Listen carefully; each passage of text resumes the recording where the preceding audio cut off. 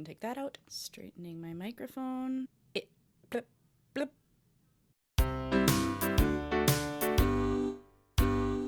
Hello!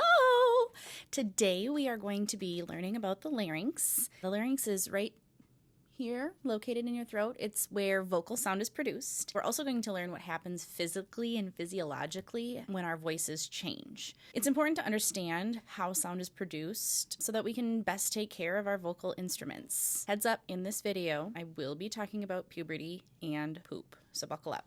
Okay, so we're going to start from the outside and work our way in. You know that the voice is produced in the throat, but I want to tell you more specifically about that. So here is where your larynx is actually housed, and it can move up and down, and we'll talk about that in a minute. Right here you have your Adam's apple, and that's going to be kind of our point of reference because that is the most prominent point in the larynx, so you'll know where we're going. So I'm going to move down, and this is exactly the same view. We've just removed the outside layers here. This is the Adam's apple. You're going to see on these pictures that there are a lot of different terms and parts of the anatomy. I'm not going to make you learn those or remember them. I don't think that it's so important that you know all of the official names. I just want you to understand how they work together. So down here we have your trachea.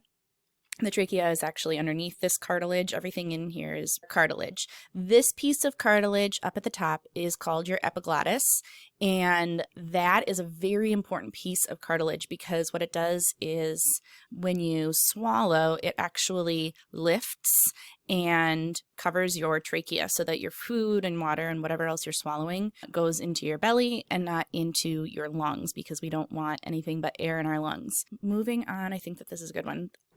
Here you can see the epiglottis. It is raised when you're breathing, and then when you swallow, it lowers. So all of this lifts up, the rest of this. So here again, here's your Adam's apple. So now we're facing to the right. Put your finger on your Adam's apple and then swallow. You'll feel everything lift up, and that's because this will pull it up, and it's covering your trachea, and you can see that it'll fit right over there nicely and protecting your lungs from anything that you're swallowing. So now we're going to go from the top. So we're going to start up here with just the cartilage. This is the front. So this is like, if you see down here, this is the base of the tongue. So it's like the person is facing towards the top of the screen. Here, these little tiny pieces of cartilage are your actual vocal folds. So you can see how delicate and tiny they are. This is why vocal health is so important. This is why when we get sick, when we scream, when we're tired, they don't work right because they are so delicate. So over here, this is how your vocal folds look when you are breathing or resting or whatever, just wide open so that the trachea underneath can deliver the oxygen to the lungs and back out. Then when we talk or cough or sing or any kind of phonation, any sound that we make with our voices is called phonation. So anytime we phonate, these ligaments come together, the air from the trachea passes through them, and essentially they slap. I'll show you a video in a minute. They slap together at different vibrations and create sound. So it's actually pretty fascinating. So then we move down to here. These are those little tiny ligaments, and they're just made of cartilage. And these are, again, your vocal folds. Beyond the vocal folds, we have more musculature, and that is what actually helps to close the vocal folds together, and they need to be touching in order to phonate. Again, here's when you are at rest, when you are just breathing, so the oxygen can go through. And here we have the top of the epiglottis. The epiglottis, again, is that cartilage that moves forward when we swallow, because actually it's not pictured here, but the esophagus, where your food goes down, is located behind the trachea. So when you go through puberty, what happens is this thyroid cartilage grows pretty rapidly, and it happens at different rates for everybody, but the hormone that makes this grow is testosterone. So because boys have more testosterone than girls, you do have some testosterone, but boys have it in way higher doses. And so their thyroid cartilage grows pretty rapidly and to a much bigger size than it was just a short time before puberty happened.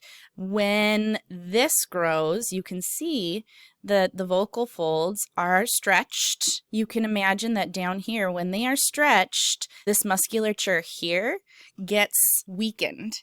And so when we go through puberty and have that voice change, the reason that we lose some of the power of our voice is because our vocal folds are not coming together and contacting the whole way down the way that they were able to before puberty and the way that they will be able to once our voices have recovered from this traumatic change. So what I'm going to do is I'm going to show you a video of a 15-year-old girl who is singing, and she has a scope. They have two different kinds of scopes. One can go through your nose, one can go just right down your throat. And she's actually going to phonate into this scope. So we'll be able to see it first live, and then they're going to do what's called a stroboscopy. So they're going to put a strobe light on it, and you're going to be able to see it vibrate. This is the epiglottis. So now she's facing us. Here we go.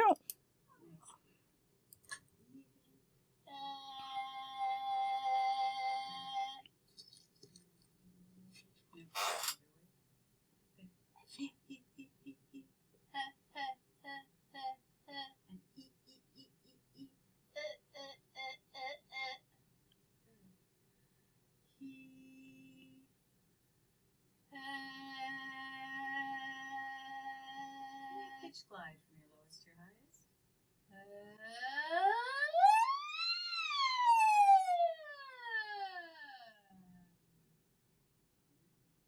She likes this thing.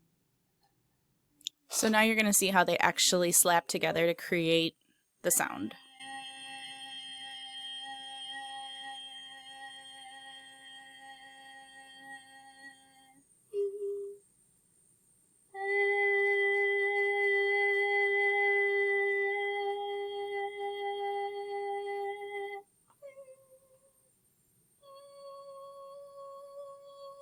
Do you see that gap?